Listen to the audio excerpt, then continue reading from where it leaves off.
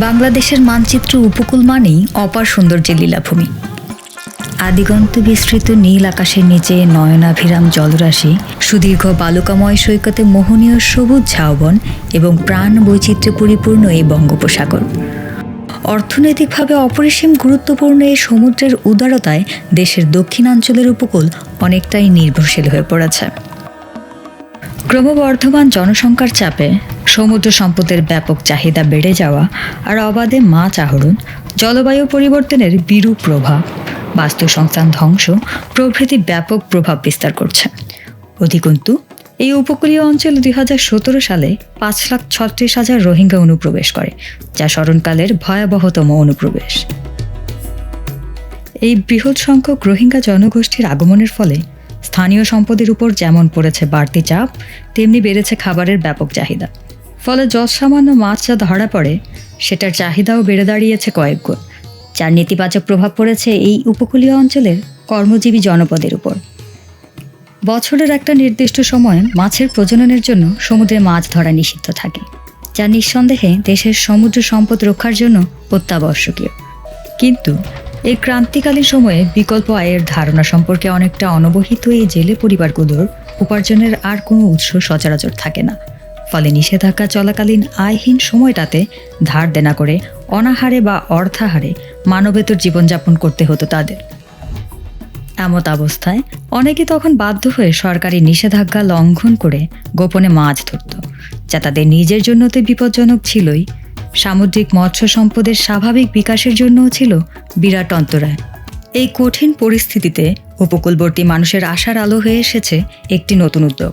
Japan international cooperation agency বা জাইকার অর্থায়নে শুরু হয়েছে ফিলেপ প্রকল্পটি। মৎস্য অধিদপ্তরের তত্ত্বাবধানে ministry of fisheries and livestock এর অধীনে 5টি আউটপুট নিয়ে কক্সবাজার জেলার 5টি উপজেলা জুড়ে প্রকল্পটির কার্যক্রম চলমান রয়েছে।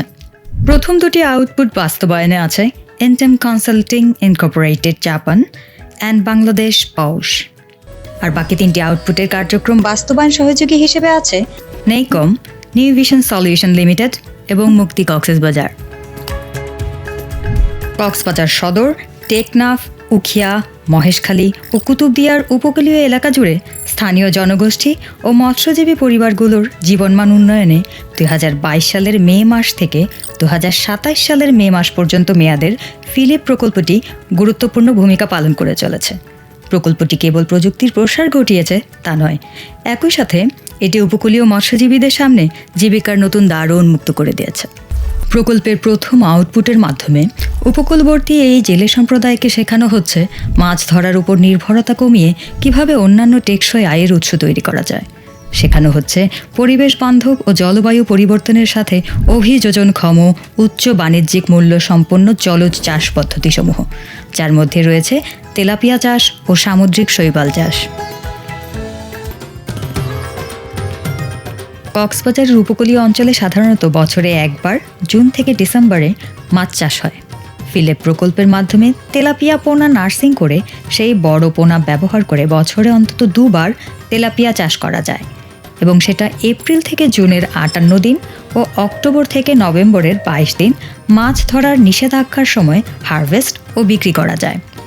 এতে নিষেধাজ্ঞা চলাকালীন সময়ে মাছের পর্যাপ্ত সরবরাহ নিশ্চিত হয় এবং চাষিরা বেশি দামে মাছ বিক্রি করতে পারে। আসসালামু আলাইকুম, আমার নাম রশিদ আহমদ, আমার গ্রাম মুন্সিগঞ্জ। আমি একজন মাছ চাষি, আগে ন্যাচারালভাবে চাষ করতাম। ফিলিপ প্রজেক্ট আইসা আমাদেরকে পরামর্শ দিছে বছরে 2বার করা যায়। তখন ওরা আমাদেরকে প্রথমে ফোনা দিছে, খাদ্য দিছে, তারপরে যা যা সরঞ্জাম লাগে সবগুলো দিয়ে আমাদেরকে প্রশিক্ষণ দিছে। তখন ছাত্ররা এসে আমাদেরকে ক্যাম্পে যোগাযোগ করে দিছে, এখানে যাই বাজার চেয়ে অনেক এখানে দাম বেশি পাই। ফিলেপ প্রকল্প কক্সবাজার অঞ্চলের উপকূলীয় সম্প্রদায়গুলিতে ক্ষুদ্র মাপের মৎস্যজীবী পরিবারগুলোর জীবিকা উন্নত করার জন্য বিকল্প বা অতিরিক্ত আয়ের উৎস হিসেবে সামুদ্রিক শৈবাল চাষ শুরু করছে। মহেশখালী চ্যানেল, নুনিয়ার ছড়া ও রেজুখাল সংলগ্ন সমুদ্র উপকূলে শৈবাল চাষ করা হয়। সামুদ্রিক শৈবাল চাষের জন্য উপকারভোগীদের বিভিন্ন প্রশিক্ষণ ও কর্মশালার আয়োজন করা হয়। সামুদ্রিক শৈবাল চাষের সার্বিক উন্নয়নের লক্ষ্যে বিভিন্ন স্টেক হোল্ডারদের নিয়ে সেমিনার আয়োজন করা হয়। সামুদ্রিক শৈবাল চাষের জন্য আগাম বীজ উৎপাদনের জন্য টিস্যু কালচারের মাধ্যমে বীজ উৎপাদন কার্যক্রম গ্রহণ করা হয়েছে, যা পরীক্ষার মাধ্যমে মান প্রমাণিত হয়েছে। বড়ি এর সহযোগিতায় এই কার্যক্রম চলমান রয়েছে।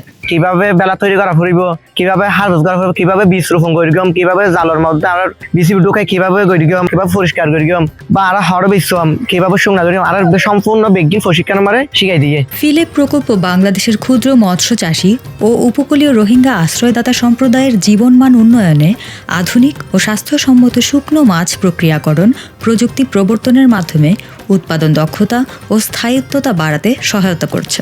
এই প্রকল্প থেকে আধুনিক ও স্বাস্থ্যসম্মত শুকনো মাছ প্রক্রিয়াকরণ প্রযুক্তি ফিলেপ ট্রে ওভেন উদ্ভাবন করা হয়, যেটা দিয়ে সকল মৌসুমে এমনকি রাতেও মাছ শুকানো যাবে। মাছ ছাড়াও এটি ব্যবহার করে ড্রাই ফ্রুটস প্রক্রিয়াজাত করাও সম্ভব। আউটপুট 2 এর ক্ষেত্রে প্রকল্পটি ফিশ ভ্যালু চেইন উন্নয়নেও কাজ করছে।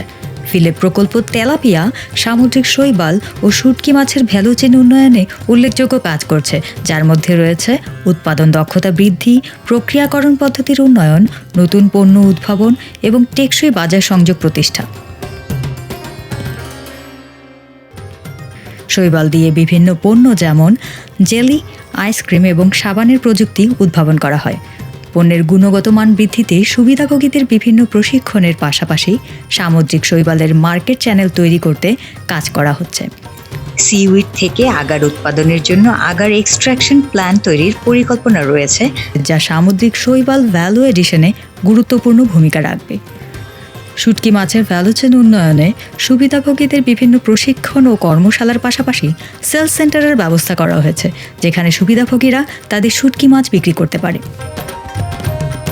আউটপুট 3 এর ক্ষেত্রে ফিলেপ প্রকল্পের অন্যতম প্রধান লক্ষ্য ও উদ্দেশ্য হল জীববৈচিত্র্য সুরক্ষায় মৎস্য সম্পদ ব্যবস্থাপনাকে শক্তিশালী করা। এটি সুবিধাভোগীদের আস্থা তৈরি করতে নিরাপদ মাছ ধরার প্রশিক্ষণ প্রদান ও অনুশীলনের মাধ্যমে সরকারি নিয়মকানুন মেনে চলতে অবহিত করে, যার ফলে প্রশাসনিক সকল নির্দেশনা সম্পর্কে তাদের সচেতনতা নিশ্চিত হয়। এছাড়াও উপকূলীয় দূষণ প্রতিরোধের জন্য ব্লু গার্ড কার্যক্রমের মাধ্যমে সমুদ্র সৈকত পরিষ্কার পরিচ্ছন্নতা কার্যক্রম পরিচালনা করা হয়, যেন সমুদ্রে জীববৈচিত্র্যে টেকসই উন্নয়ন আনতে সহায়তা হয়। আউটপুট 4-এ শুধুমাত্র সমুদ্র নির্ভরতা থেকে বের হয়ে আসতে ছোট আকারের উপকূলীয় মৎস্যজীবী পরিবারগুলিকে অল্টারনেটিভ ইনকাম জেনারেশন বা বিকল্পের আয়ের পথও খুলে দিয়েছে ফিলেপ প্রকল্প।